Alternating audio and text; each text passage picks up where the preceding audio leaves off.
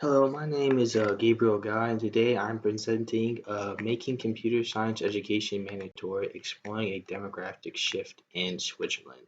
So before we begin, this is a bit of a different style of research presentation because it's not anything, like being researched in a sense of like, video game data or anything like that. It's more of researching what happens when you try to educate K through 12 educators about computer science because of the government of Switzerland trying to mandate computer science in classes. And of course, to do that, you have to make sure the educators are educated. So this is the study of the program they use to educate the educators per se. The program is specifically called the LP21. Um, Yeah, so computer science is a rapidly growing field and a growing factor in the world, and because of this, there's more attention being placed on computer science education, hence why Switzerland wants to mandate it, as well as many other governments do. The study broke down the applicants between male and female. 75% of them were female and 25% were male, and all of the applicants were teachers, K through 12.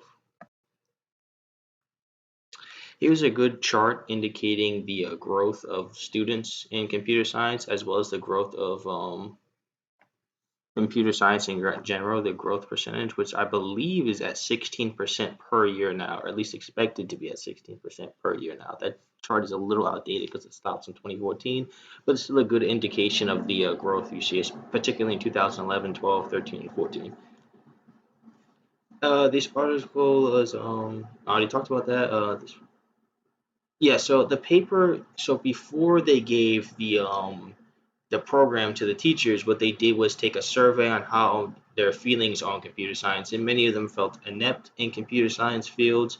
On average, women or females felt more inept than male teachers in general when it comes to computer science.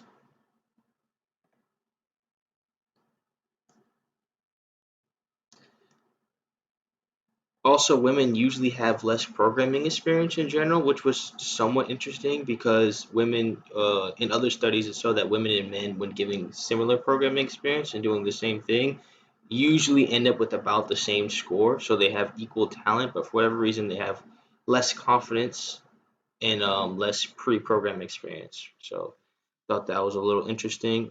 Some of the methods used, as I was just discussing, they first had them take a survey. All of them, the applicants were primary school teachers, and they used 6 different measures of the survey: demographics, computer skills, attitude towards the notion of programming a video game, which men were more likely to have a positive attitude towards the notion of programming a video game than women were, and attitude towards computer science and self-efficiency indicator. Responses were varied at 1 to 5, 1 being strongly disagree and 5 being strongly agree. So here's the chart. The green is positive, highly positive in both female and male, and the red is highly negative. The orange is a represents a gross difference between male and female applicants, and then the non-colored stuff is just there was no major change. It wasn't that important. So let's discuss some of the results. Men on average had more confidence going into it about their computer skills than women, and the idea of that, I discussed that one already. So the main positive for this was that many applicants saw improvements in such categories as I am good with computers and I can program. This is really good because that was obviously the main goal, is to give teachers confidence and was to teach them how to actually program so they could teach the course. That is a really good thing. But unfortunately, they had some unintended consequences. Like, I think that CS is important for my profession as a primary school teacher, and I think that CS is important for my future, my students. So these were actually regressions. The article was very unclear on why these regressions happened because it was clear that they didn't expect them to happen. So because of this,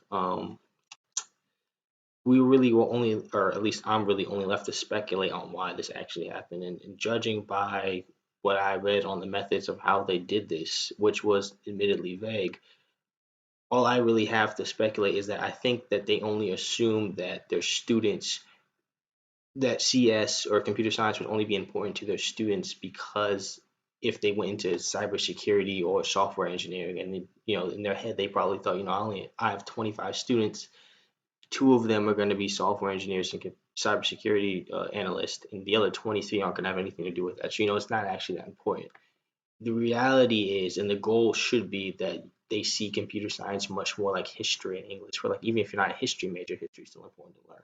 That's the goal where it should be. But unfortunately, probably because this course or this program focused more on the programming aspect and giving teachers confidence aspect of it, which is a good thing. They didn't focus on the overall importance of CS and how it's probably going to be the language of the future. So they didn't install that importance of the subject matter into their teachers, which, in my opinion, is why you saw the regression in those two categories.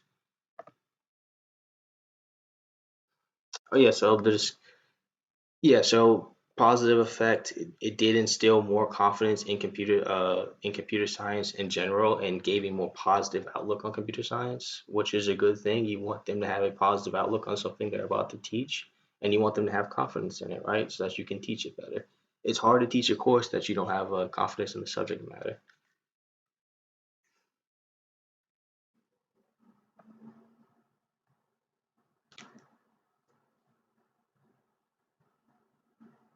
Yeah, so it shows that female applicants had a significant growth in confidence when it comes to computer science, which is really good because 75% of the applicants are female.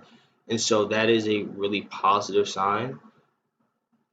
Although I believe males also had a positive outlook on confidence, but it wasn't as major as the leap that their female counterparts had.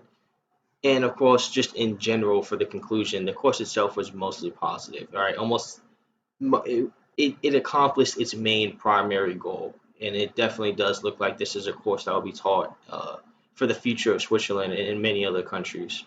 But there were some failed areas, like we previously discussed, and so solutions to those failures would probably be trying to drill the importance of computer science in general, not just the programming and confidence factor. And then this is my works cited page. Are there any questions?